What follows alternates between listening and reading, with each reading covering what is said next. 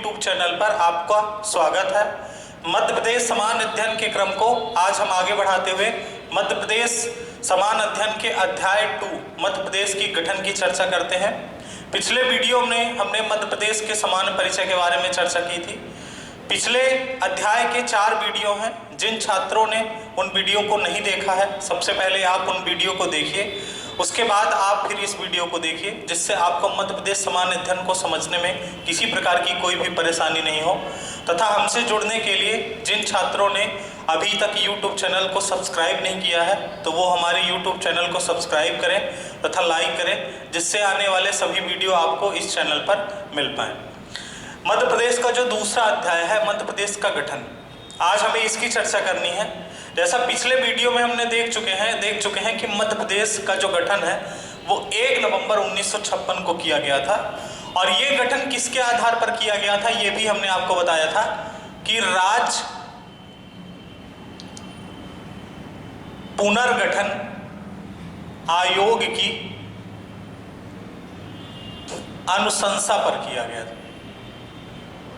राज्य पुनर्गठन आयोग की अनुशंसा पर किया गया था जो मध्य प्रदेश का गठन था। और राज्य पुनर्गठन आयोग ने अनुशंसा क्या की थी? राज्य पुनर्गठन आयोग ने अनुशंसा की थी कि भाषा तथा संस्कृति के आधार पर, भाषा तथा संस्कृति के आधार पर राज्यों का, भाषा तथा संस्कृति के आधार पर राज्यों का गठन किया जाए। उसी क्रम में 1 नवंबर 1956 को 14 राज्यों तथा 6 केंद्र शासित प्रदेशों का गठन किया था। हालांकि राज्य पुनर्गठन आयोग ने 14 राज्यों तथा 3 केंद्र शासित प्रदेशों की अनुशंसा की थी, लेकिन जब गठन किया गया 1 नवंबर 1956 को, तो 14 राज्य तथा 6 केंद्र शासित प्रदेशों का गठन किया गया। इसके पहले भी बहुत सारी घटनाएं घटती हैं, और इसके पहले भी बहुत सारी जो घटनाएं घटी हैं उनकी हम चर्चा कर लेते हैं, तब जाके हम 1 नवंबर 1956 पर मध्य प्रदेश के गठन तक पहुंचेंगे। सबसे पहली चीज, इस चैप्टर में हमें पढ़ना क्या है? इस चैप्टर में हमें 4 चीजें पढ़नी है, ये ध्यान देना है। सबसे पहली चीज, मध्य प्रदेश का 1947 के पहले क्या स्वरूप था, मतलब ब्रिटिश काल में मध्य प्रदेश की स्थिति क्या थी। दूसरा, ब्रिटिश काल के बाद जब हम आजाद हुए 1947 में, 1947 से लेकर 1956 तक मध्य प्रदेश की स्थिति क्या थी, क्योंकि मध्य प्रदेश का गठन तो 1 नवंबर 1956 को हुआ, देश आजाद 47 में हुआ, तो 47 से लेकर 56 तक मध्य प्रदेश की स्थिति क्या रही। दूसरी चीज, 1952 में जो भारत में चुनाव हुए पहली बार, उस समय पर मध्य प्रदेश में भी चुनाव हुए, तो मध्य प्रदेश में क्या स्थिति थी। उसके बाद जब मध्य प्रदेश का गठन किया गया 1956 में, तो राज्य पुनर्गठन आयोग ने अनुशंसा की थी कि भाषा तथा संस्कृति के आधार पर राज्यों का गठन किया जाए। तो मध्य प्रदेश का जो गठन है 1 नवंबर 1956 को, वो हिंदी भाषा के आधार पर किया गया था। लेकिन उस समय पर मध्य प्रदेश में कुछ मराठी भाषा वाले क्षेत्र भी थे। तो 1956 में जब मध्य प्रदेश का गठन किया गया, तो लेन देन की प्रक्रिया अपनाई गई। तो हम यहाँ पर 1956 में जब मध्य प्रदेश का गठन किया गया, तो क्या क्या परिवर्तन किए गए उस पर चर्चा करेंगे। उसके बाद 1956 से लेकर 2000 तक, जब छत्तीसगढ़ मध्य प्रदेश से अलग हुआ, तब तक मध्य प्रदेश का स्वरूप कैसा था। उसके बाद जब मध्य प्रदेश का पुनर्गठन किया गया 1 नवंबर 2000 को छत्तीसगढ़ के गठन के बाद, तो मध्य प्रदेश का 2000 से लेकर अभी तक का स्वरूप कैसा है। ये चारों चीजें हम इस अध्याय के अंदर पढ़ेंगे। पहली चीज, 1947 के पहले या 1947 के पूर्व मध्य प्रदेश की स्थिति, 1947 के पूर्व मध्य प्रदेश की स्थिति, या आप बता सकते हैं इसी को कि ब्रिटिश कालीन मध्य प्रदेश की स्थिति। ब्रिटिश कालीन मध्य प्रदेश की स्थिति, ब्रिटिश कालीन मध्य प्रदेश की स्थिति, मतलब अंग्रेजों के समय में मध्य प्रदेश की स्थिति क्या थी।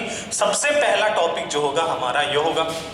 दूसरा जो हमारा टॉपिक होगा इस पर, वो टॉपिक होगा 1947 से लेकर 1947 से 1956 तक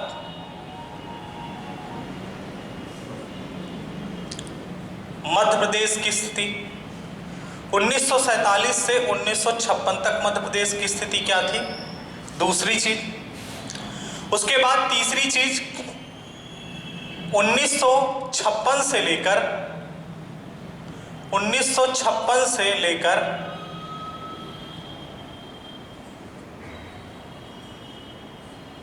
2000 तक मध्य प्रदेश की स्थिति,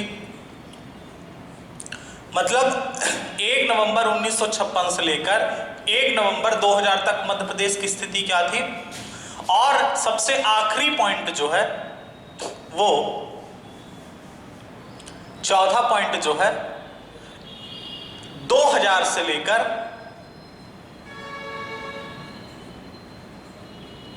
2000 से लेकर अब तक मध्य प्रदेश की स्थिति, अब तक मध्य प्रदेश की स्थिति।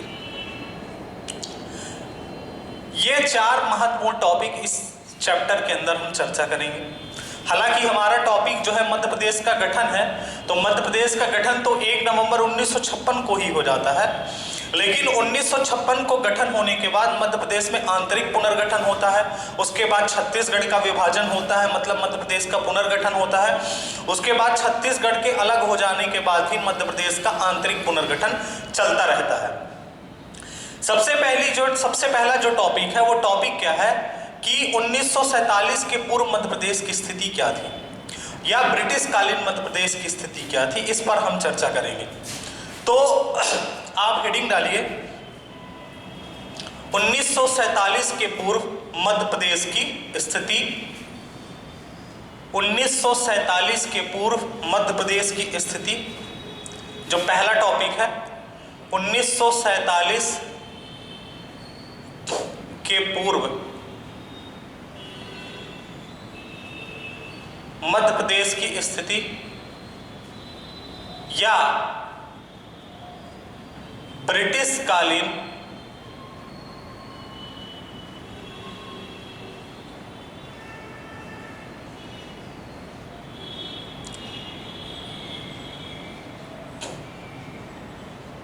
या ब्रिटिश कालीन मध्य प्रदेश की स्थिति। 1947 के पूर्व मध्य प्रदेश की स्थिति या ब्रिटिश कालीन मध्य प्रदेश की स्थिति। अब आप सब लोग जानते हैं कि 1947 के पहले अंग्रेजों ने भारत पर शासन किया, तो जिस प्रकार भारत की स्थिति रही होगी 1947 के पूर्व, उसी प्रकार मध्य प्रदेश की स्थिति भी रही होगी 1947 के पूर्व। सबसे पहली चीज हमें यह जानना जरूरी है कि जब मुगलों का शासन चल रहा था भारत के अंदर, तो मुगलों ने क्या किया था कि भारत को छोटे छोटे सूबों में बांट रखा था। मुगलों ने भारत को किस में बांट रखा था, सूबे में बांट रखा था, तथा उसकी देख रेख करने के लिए उसने क्या नियुक्त किए थे, सूबेदार नियुक्त किए थे। मुगलों के समय भारत छोटे छोटे सूबों में बटा था और उसकी देखरेख करने के लिए सूबेदार की नियुक्ति किए थे, और सूबेदारों ने अपनी सुविधा के लिए रियासतों का गठन किया था। अपनी सुविधा के लिए उन्होंने क्या किया था कि छोटी छोटी रियासतों का गठन किया। अब जब अंग्रेज भारत पर आए और उन्होंने मुगलों से भारत के बहुत सारे क्षेत्रों को छीनना स्टार्ट किया, तो उन्होंने अंग्रेजों को क्या मिली, अंग्रेजों को रियासतें मिली, और रियासतें जो थी वो अंग्रेजों ने मुगलों से छीना हुआ था। तो अंग्रेजों को अल्टीमेट क्या मिला, अंग्रेजों को रियासत मिली। अंग्रेजों को क्या मिला, रियासत मिली। अब इन रियासतों पर अंग्रेजों ने अपने तरीके से शासन व्यवस्था चालू की। अब अंग्रेजों ने भारत पर 2 तरीके से शासन किया था, यह चीज हमें समझनी है, और यहीं से 1947 के पूर्व की स्थिति जो है स्पष्ट होगी। तो जो अंग्रेज थे, अंग्रेजों ने भारत पर 2 तरीके से शासन किया। एक शासन किया उन्होंने प्रत्यक्ष तरीके से, और दूसरा शासन उन्होंने किया अप्रत्यक्ष तरीके से। जिन रियासतों को अंग्रेजों ने मुगलों से छीना हुआ था, उन पर उन्होंने 2 तरीके से शासन व्यवस्था चालू की। हालांकि आपको पता होना चाहिए कि 1947 के पूर्व जो है 565 रियासतें जो थी वो देश में थी। उसमें कुछ बड़ी भी रियासतें थी, कुछ मध्यम साइज की रियासतें थी और कुछ छोटी रियासतें थी, जिन पर अंग्रेजों ने जो शासन व्यवस्था चलाई वो प्रत्यक्ष और अप्रत्यक्ष तरीके से, दो तरीके से, प्रत्यक्ष और अप्रत्यक्ष तरीके से चलाई। प्रत्यक्ष तरीके से का मतलब क्या होता था कि यहां पर जो शासन व्यवस्था चलाई जाती थी, जो प्रत्यक्ष तरीके से शासन चलाया जाता था, उन क्षेत्रों को ब्रिटिश प्रांत कहा जाता था। उन क्षेत्रों को क्या कहा जाता था? ब्रिटिश प्रांत कहा जाता था। जिन क्षेत्रों पे शासन व्यवस्था प्रत्यक्ष तरीके से चलाई जाती थी उन क्षेत्रों को ब्रिटिश प्रांत कहा गया। और ऐसे उस समय पर जब पाकिस्तान भारत से विभाजित नहीं हुआ था तो टोटल 11 ऐसे प्रांत थे, जिसमें से भारत और पाकिस्तान के विभाजन के बाद 9 क्षेत्र इंडिया में आ गए, भारत में आ गए, और 2 क्षेत्र जो है वो आपके पाकिस्तान में चले गए। विभाजन के समय में 9 क्षेत्र भारत में आए और 2 क्षेत्र पाकिस्तान में चले आए। देखिए, ब्रिटिश प्रांतों की जो शासन व्यवस्था थी वो अंग्रेज जो है अपने तरीके से चलाते थे। यहाँ पे शासन व्यवस्था कैसी चलाई जाती थी? प्रत्यक्ष तरीके से चलाई जाती थी और इन क्षेत्रों को ब्रिटिश प्रांत कहा जाता था। यहाँ पर क्या होता था कि शासन व्यवस्था चलाने के लिए गवर्नर तथा उसकी कार्यकारिणी परिषद की नियुक्ति की जाती थी। गवर्नर तथा उसकी कार्यकारिणी परिषद की नियुक्ति की जाती थी। गवर्नर तथा उसकी कार्यकारिणी परिषद की नियुक्ति की जाती थी। देखिए, इन क्षेत्रों पर क्या था कि ये ऐसे क्षेत्र थे, अंग्रेज जो ब्रिटिश प्रांत वाले क्षेत्र थे वो ऐसे क्षेत्र थे जहां से राजस्व ज्यादा इकट्ठा होता था, पैसे के सोर्सेस ज्यादा होते थे। दूसरी चीज, इन क्षेत्रों पर अंग्रेजों ने अपनी व्यापारिक कोठियां स्थापित कर रखी थी, जिससे उनको व्यापार करने में कोई जो है दिक्कत ना हो। और दूसरी चीज, इसमें से कुछ ऐसे भी क्षेत्र थे ब्रिटिश प्रांत वाले क्षेत्रों में से जहां पर अंग्रेजों को विद्रोह मिलने की संभावना थी। तो उन्होंने क्या किया कि इन क्षेत्रों पर डायरेक्ट रूल करना स्टार्ट किया, जिससे क्या है कोई भी प्रांत का राजा जो है उनके खिलाफ विद्रोह न कर सके, जब पूरा शासन और प्रशासन अंग्रेजी तरीके से चलाया जाएगा। तो ऐसे क्षेत्रों की संख्या कितनी थी? 11 थी। दूसरी चीज, अंग्रेजों ने जो अप्रत्यक्ष तरीके से शासन किया, उस अप्रत्यक्ष तरीके से शासन किया वो कहां किया? देसी रियासतों में। अंग्रेजों ने जो अप्रत्यक्ष तरीके से शासन व्यवस्था चलाई वो कहां चलाई? देसी रियासतों में चलाई। और उस समय पर पूरे भारत में लगभग कितनी देसी रियासतें थी? उस समय तक भारत में लगभग पूरे भारत में 565 रियासतें थी। तो यहां पर शासन अप्रत्यक्ष तरीके से चलाया जाता था। अप्रत्यक्ष तरीके से चलाया कैसे जाता था? मतलब राजा के अधीन शासन होता था। जो शासन व्यवस्था है वो राजा ही वहां का चलाता था, जो रियासत का राजा था। लेकिन रक्षा, विदेश तथा संचार विभाग, रक्षा, विदेश तथा संचार विभाग अंग्रेजों के अधीन होता था। विभाग अंग्रेजों के अधीन होता था। अंग्रेजों के अधीन होता था। रक्षा विभाग तथा संचार, रक्षा, विदेश तथा संचार विभाग जो है अंग्रेजों के अधीन होता था। अब जो देसी रियासतें थी यहां पर अंग्रेजों ने अप्रत्यक्ष तरीके से शासन किया। इन रियासतों में अधिकतर वो रियासतें शामिल थी जो या तो अंग्रेजों के मित्रवत थी, मतलब अंग्रेजों को पता था कि वो हमारी दोस्त रियासतें हैं तो हमारे खिलाफ बगावत कर नहीं सकती हैं। दूसरा, ऐसी रियासतें जिनके राजा कमजोर थे, विद्रोह की बहुत कम चांसेस थे, उनमें भी देसी रियासतें शामिल थी। उसके अलावा कुछ ऐसी भी रियासतें थी जो दूर थी, और दूर होने के कारण वो आदिवासी क्षेत्र थे, जंगल वाले क्षेत्र थे, जिससे वहां पर क्या है विद्रोह के कम से कम चांसेस थे। ऐसे क्षेत्रों पर या ऐसी रियासतों पर अंग्रेजों ने अप्रत्यक्ष तरीके से शासन चलाया। दूसरी चीज, यहां पर शासन तो राजा चलाता था लेकिन रक्षा, विदेश और संचार विभाग अंग्रेजों के पास होता था। मतलब अंग्रेजों को यहां से टैक्स मिलता था और अंग्रेज यहां पर शासन व्यवस्था चलाने के लिए, राजा जो थे वही शासन व्यवस्था चलाते थे। रक्षा, विदेश और संचार अपने पास रखते थे। रक्षा इसलिए रखते थे क्योंकि अगर कोई राजा भी विद्रोह करेगा तो बिना सेना के विद्रोह करेगा नहीं, और सेना के लिए उन्होंने जो सेनापति की नियुक्ति की थी वो अंग्रेज अधिकारी की नियुक्ति की थी। विदेश का मतलब क्या था? विदेश विभाग उन्होंने अपने पास ही सिरे रखा था, क्योंकि हो सकता है कोई राजा किसी विदेशी राजा की मदद से हमारे खिलाफ विद्रोह कर दे, तो ये भी जानकारी अंग्रेजों के पास रहेगी। और तीसरी चीज संचार विभाग, मतलब अंग्रेजों के दूसरे राजाओं के साथ क्या संबंध चल रहे हैं उसकी जानकारी क्या होगी वो भी अंग्रेजों को उपलब्ध रहेगी। इसलिए संचार विभाग जो भी वो अंग्रेजों के अधीन था। तो अंग्रेजों ने 1947 के पहले भारत पर दो तरीके से शासन व्यवस्था चालू की, एक प्रत्यक्ष तरीके से, दूसरा अप्रत्यक्ष तरीके से। अब चूंकि मध्य प्रदेश की बात कर रहे हैं हम, तो मध्य प्रदेश भी भारत का हिस्सा है, इसलिए मध्य प्रदेश में भी अंग्रेजों ने इसी प्रकार से शासन शुरू किया होगा, मतलब शासन किया होगा, एक प्रत्यक्ष तरीके से और दूसरा अप्रत्यक्ष तरीके से। तो हम यहां पर मध्य प्रदेश की स्थिति देखते हैं कि अंग्रेजों ने 1947 के पहले मध्य प्रदेश में जो शासन किया उस समय पर मध्य प्रदेश की स्थिति कैसी थी। तो हम क्या करेंगे, अब देखेंगे 1947 के पूर्व मध्य प्रदेश की स्थिति। 1947 के पूर्व मध्य प्रदेश की स्थिति कैसी थी, इसको समझने के लिए हम क्या करेंगे, मैप के माध्यम से समझेंगे।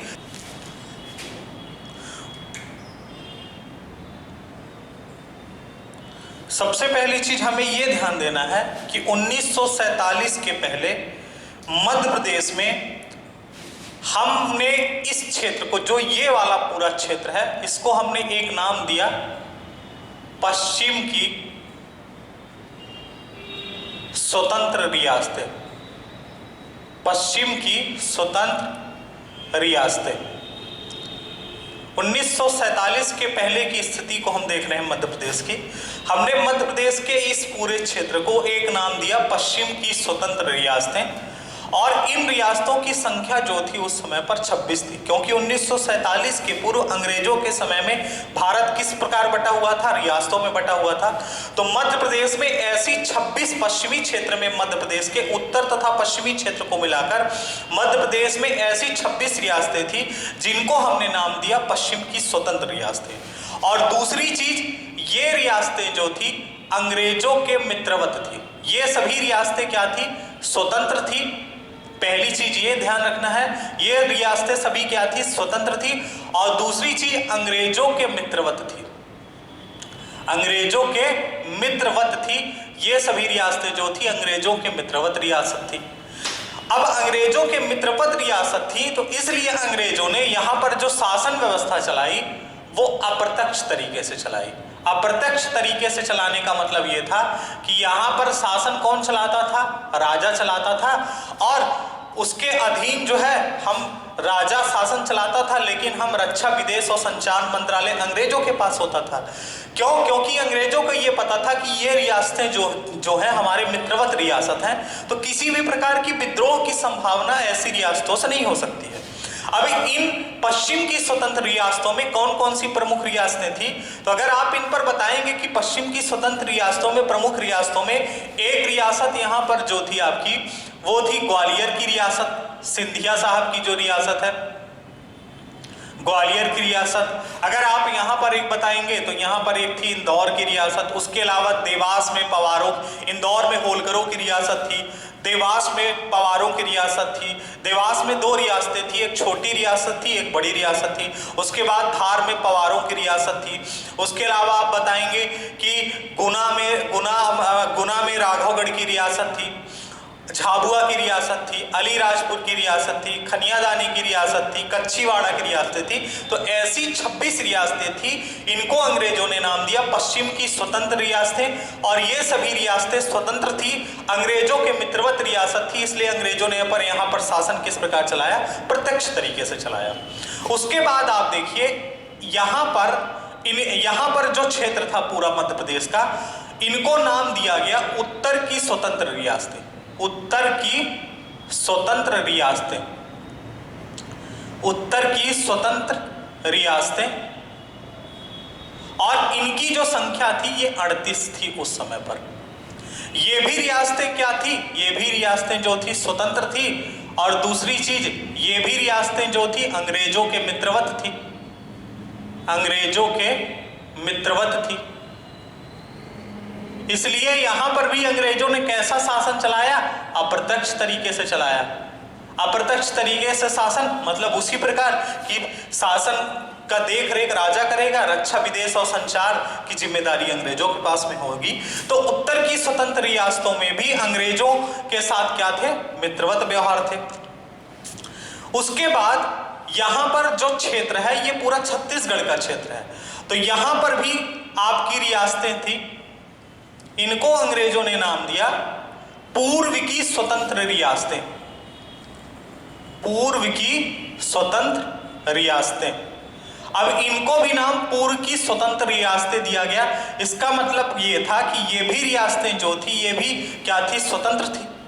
अब इनमें कौन कौन सी रियासतें थी, तो अगर आप यहां पर बताना चाहें कि उत्तर की स्वतंत्र रियासतों में कौन कौन सी रियासतें थी, तो यहां पर आप बताएंगे निवाड़ी की रियासत थी, टीकमगढ़ की रियासत थी, ओरछा की रियासत थी, दतिया की रियासत थी, रीवा की रियासत थी, अजयगढ़ की रियासत थी, पन्ना की रियासत थी, नौगांव की रियासत थी।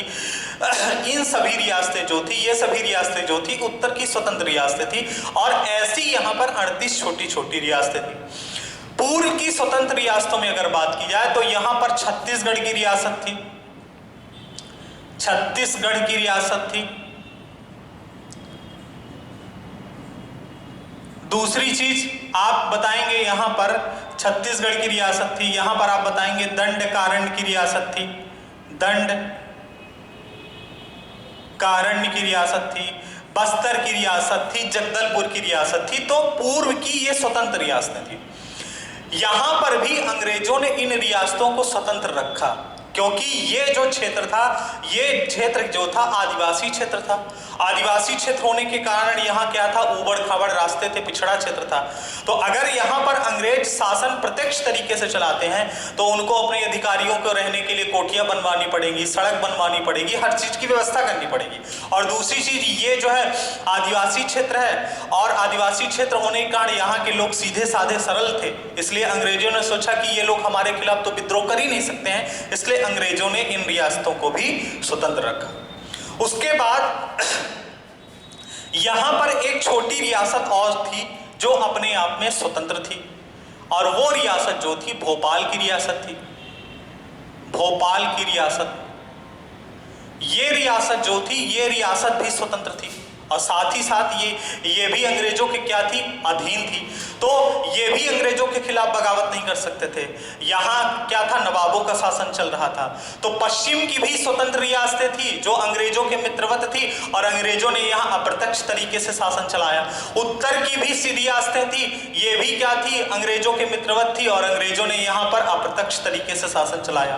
पूर्व की स्वतंत्र रियासतें थी, ये भी क्या थी, स्वतंत्र थी, और यहाँ पर भी अंग्रेजों ने जो शासन चलाया वो अप्रत्यक्ष तरीके से चलाया। उसके बाद भोपाल की रियासत थी, भोपाल की रियासत भी जो थी वो स्वतंत्र थी, और अंग्रेजों ने यहाँ पर जो है शासन व्यवस्था जो है वो आपका अप्रत्यक्ष तरीके से चलाया।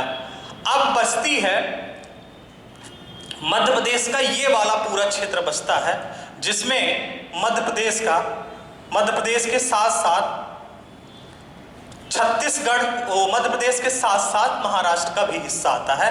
तो हम क्या करते हैं, इसको, इस क्षेत्र को देखते हैं।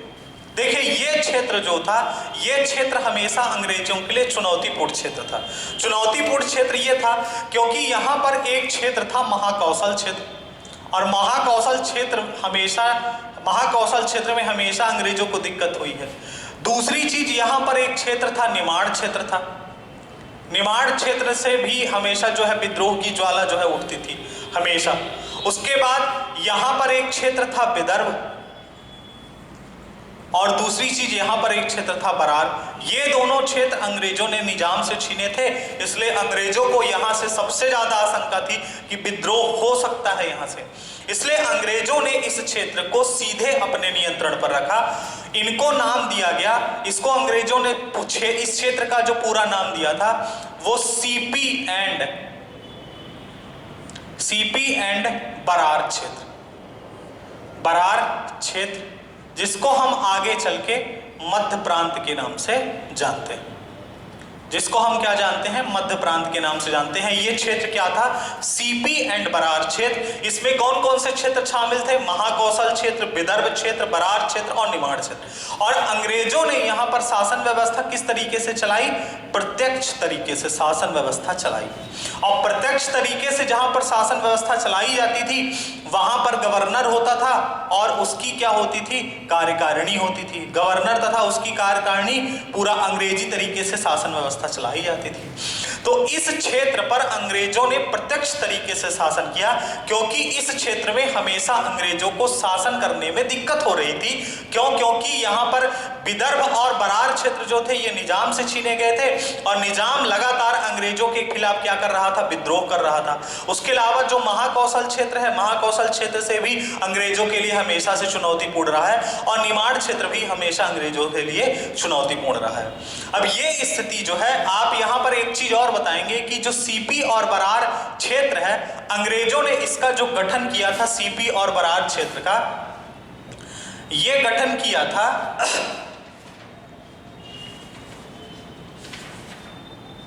इसको आप बताएंगे 2 नवंबर, सीपी एंड बरार क्षेत्र का जो गठन किया गया था 2 नवंबर 1861 को किया गया था।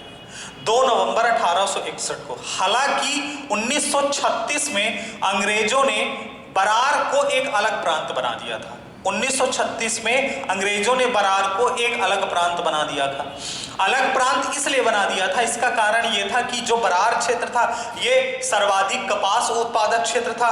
दूसरा कारण यह था कि यहां पर क्या था कि 1935 में जो 1935 भारत शासन अधिनियम आया था उसके तहत भारत में प्रांतीय चुनाव हुए और यहां पर कांग्रेस की सरकार बन गई थी। और तीसरी चीज, ये क्षेत्र जो था निजाम को कहीं न कहीं से कमजोर करने के लिए इस क्षेत्र को 1936 में अलग प्रांत बनाया गया, बरार को। हालांकि वास्तव में बरार प्रांत कभी भी अस्तित्व में आया नहीं, वो हमेशा सीपी एंड बरार क्षेत्र का हिस्सा था। लेकिन 1936 में अंग्रेजों ने इसे अलग प्रांत बनाने की घोषणा कर दी थी। ये स्थिति 1947 से पहले तक मध्य प्रदेश की रहती है। 1947 के पहले तक मध्य प्रदेश इस प्रकार बटा रहता है। अब 1947 में जब अंग्रेजों ने ये घोषणा की कि अब अंग्रेजों ने घोषणा की कि 15 अगस्त 1947 को भारत को आजाद कर दिया जाएगा, तो भारत शासन अधिनियम 1947 लाया गया। और 1947 को जब 15 अगस्त 1947 को देश आजाद हुआ तो उसी प्रकार मध्य प्रदेश को भी आजादी मिली 1947 को। अब 1947 को जब देश आजाद हुआ तो भारत की जितनी भी रियासतें थी उसमें से अंग्रेज जो है केवल 11 ऐसे प्रांत थे जहां पर अंग्रेज डायरेक्ट प्रत्यक्ष तरीके से शासन करते थे। और उसके अलावा क्या था, जो बची हुई रियासतें थी उन पर अंग्रेज जो है अप्रत्यक्ष तरीके से शासन करते थे। अगले वीडियो में हम 1947 के समय अंग्रेजों ने जब भारत को आजादी देने की बात कही तो उन्होंने ये कहा कि हम भारत और पाकिस्तान को केवल वही क्षेत्र सौंपेंगे जो हमारे डायरेक्ट कब्जे में है, जहां पर शासन हमने प्रत्यक्ष तरीके से चलाया है। उसके अलावा जहां पर शासन जो है अप्रत्यक्ष तरीके से चलाया गया है, वो राजा के द्वारा चलाया गया है, वो उन देशी रियासतों को अधिकार है कि वो चाहे भारत के साथ जाएं, चाहे पाकिस्तान के साथ जाएं या स्वतंत्र रहें। इसकी चर्चा हम अगले वीडियो में करेंगे। आपको केवल यहां पर यह चीज ध्यान देनी है कि 1947 के पहले मध्य प्रदेश की स्थिति जो है इस प्रकार थी। पश्चिम में स्वतंत्र रियासतें 26 थी जो अंग्रेजों के मित्रवत थी और अंग्रेजों ने यहां पर अप्रत्यक्ष तरीके से शासन चलाया, क्योंकि यहां पर अंग्रेजों को किसी प्रकार से विद्रोह की किसी भी प्रकार की आशंका नहीं थी। और दूसरी चीज, उत्तर की जो स्वतंत्र रियासतें थी वो 38 थी, ये भी अंग्रेजों के मित्रवत थी और यहां पर भी अप्रत्यक्ष तरीके से शासन चलाया गया। पूर्व में स्वतंत्र रियासतें थी जिसमें छत्तीसगढ़ की रियासत, दंडकारण्य की रियासत, बस्तर की रियासत, जगदलपुर की रियासत, ये भी रियासतें जो थी वो स्वतंत्र थी। और दूसरी चीज, यहां पर भी शासन व्यवस्था अप्रत्यक्ष तरीके से चलाई गई क्योंकि ये आदिवासी क्षेत्र था, पिछड़ा क्षेत्र था, इसलिए यहां पर भी विद्रोह की संभावना कम थी। और अगर यहां पर अंग्रेज प्रत्यक्ष तरीके से शासन व्यवस्था चलाते तो यहां पर अंग्रेजों को रहने के लिए हर चीजें व्यवस्था करानी पड़ती, तो खर्चा ज्यादा लगता, इसलिए अंग्रेजों को टैक्स तो मिल ही रहा था, इसलिए इन्होंने इस क्षेत्र को भी भी अलग रखा। अंग्रेजों ने मध्य प्रदेश के केवल एक क्षेत्र सीपी और बरार क्षेत्र पर प्रत्यक्ष तरीके से शासन किया, और अंग्रेज जहां पर प्रत्यक्ष तरीके से शासन करते थे वहां पर उनकी गवर्नर तथा कार्यकारिणी होती थी।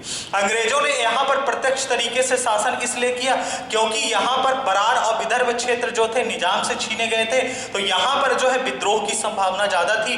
महाकौशल क्षेत्र हमेशा क्या है, विद्रोहों का, मतलब ये समझ लीजिए क्रांतिकारियों का गढ़ रहा है। निमाड़ क्षेत्र से भी अंग्रेजों को क्या था, थोड़ा सा बीच बीच में विद्रोह मिल जाते थे, इसलिए अंग्रेजों ने इस क्षेत्र को क्या किया है, सीपी और बरार क्षेत्र को अपने कब्जे में रखा और प्रत्यक्ष तरीके से शासन किया। सीपी और बरार जो स्टेट था इसका गठन 1861 में किया गया, 2 नवंबर 1861 को किया गया। हालांकि बाद में बरार को 1936 में अंग्रेजों ने एक अलग प्रांत बना दिया था। अब हम 1947 के समय जब देश आजाद हुआ, देश आजाद होने के बाद रियासतों का एकीकरण कैसे किया गया, इन सब पर चर्चा हम अगले वीडियो पर करेंगे। जय हिंद।